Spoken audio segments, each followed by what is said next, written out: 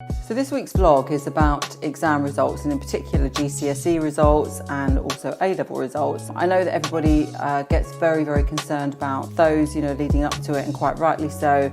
It's a huge milestone in young people's lives. But we just wanted to sort of do a reality check really on the options available to people once they've got their results. If you look at the big picture of it, 500,000 people actually take GCSEs in the UK most years, and they, the same as this year, and 30% of those don't actually achieve grade C or grade 4 plus. That means they generally, have not achieved what they wanted. That's 30%, that's 150,000 people every single year. So number one, you're not alone, happens to many. And then the same thing with A-levels. What we've seen for C and above grades this year is that the pass rate has declined very slightly. But what we want to talk about is the positive side of this. You have so many options. You can go and retake in the school or college where you've actually taken those exams in the first place. There is also the apprenticeship option. And what we see with the apprenticeship option are so many benefits to those youngsters who maybe are a little bit disillusioned on the academic side, but also to those who have done well in their exams but feel that now they don't want to follow a totally academic route and they actually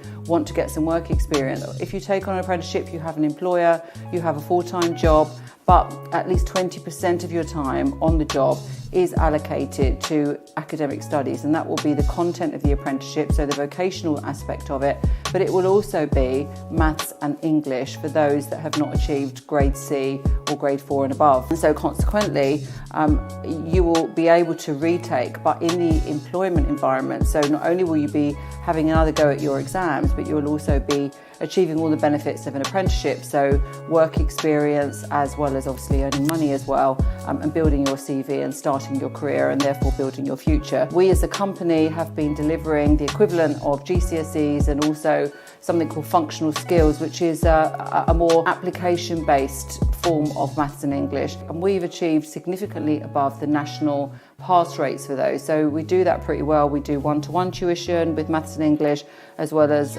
group tuition. So what I wanted to say really with this vlog is that exams are very important, but you don't have to always do them in a traditionally academic environment. You can also do them via an apprenticeship. And don't forget as well that an apprenticeship is not a final decision not to continue your academic studies. We actually see apprentices who come through here, do 1 or 2 years in an apprenticeship and then actually go to university and do their degree, or alternatively they do a degree apprenticeships. The scenario that we present is that if you follow that route, you can end up with a degree at the age of 21, 22, 5 years work experience, and obviously you would have earned money for 5 years as well. So there's so many options available to young people now. I know that passing exams is very important, and I know how disappointing it can be if you don't get the grades that you wanted.